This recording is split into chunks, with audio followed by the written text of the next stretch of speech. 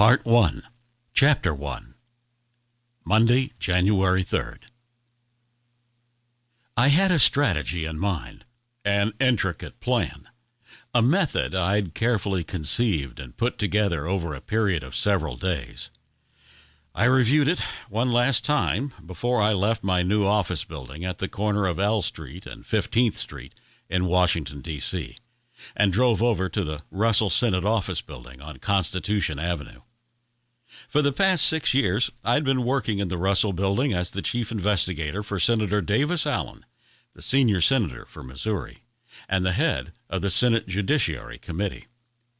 Senator Allen had his own investigators. He called them the R&I Group, to look into the backgrounds of the president's judiciary nominees before they were questioned by his committee members.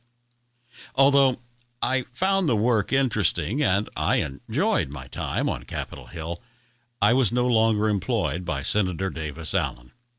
A month ago, I turned in my letter of resignation. My 2-week notice didn't make the senator very happy, but despite his reluctance to see me go, he wished me good luck with my new endeavor.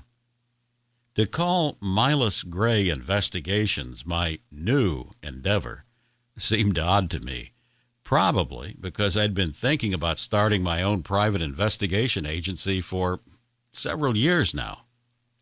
After making the decision, which happened over the Thanksgiving holidays, I immediately put together a business plan, talked to a realtor about finding me an office building, and hired my first investigator, one of 3 I planned to have at the agency. I offered the first position to Leslie Irving, a private detective I met when I was interviewing people for the vacant deputy investigator position in the R&I Group several months ago. At the time, I thought Leslie was the ideal candidate.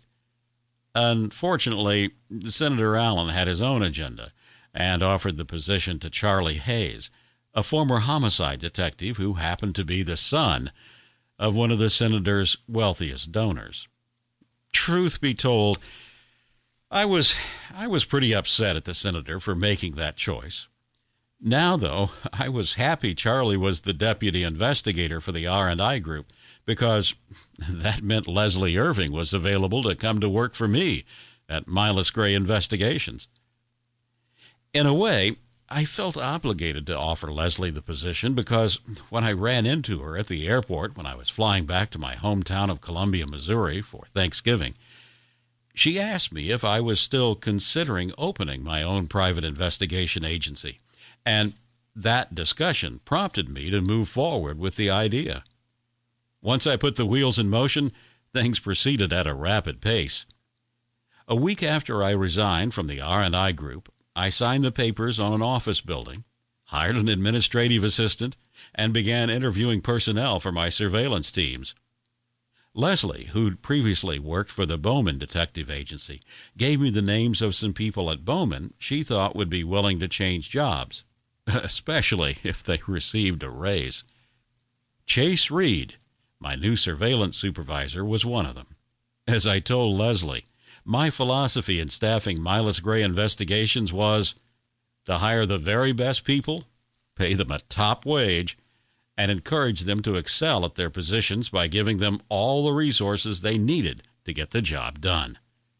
For my part, as the CEO of Milas Gray Investigations, the main resource I needed to run a top-notch agency, besides a swanky office building, well-trained investigators, and a competent staff, was someone who was a research nut, a computer guru, and a data genius. In other words, I needed someone like Nina Rivers, the data specialist in the R&I Group in Senator Allen's office. Except I didn't want someone like Nina Rivers. I wanted Nina Rivers herself. That was the reason I'd come up with my strategy, my intricate plan, my carefully conceived method. Maybe a scheme was a better word for it, to get Nina to come to work for me. The success of my plan depended on 2 things, timing and execution. If either one of them were off, my cunningly devised plot would go down in flames, and that couldn't happen.